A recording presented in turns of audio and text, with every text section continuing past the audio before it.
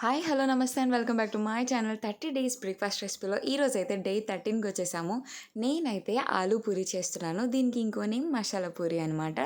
So ముందుగా ఉడకబెట్టుకున్న బంగాళదుంపలు, అందులో కాసింత వాము, కొంచెం కారం, ఉప్పు, ఇంకా అలాగే పచ్చిమిర్చి, కరివేపాకు, గరం మసాలా వేసి అన్నిటిని మెత్తగా కలుపుకోండి.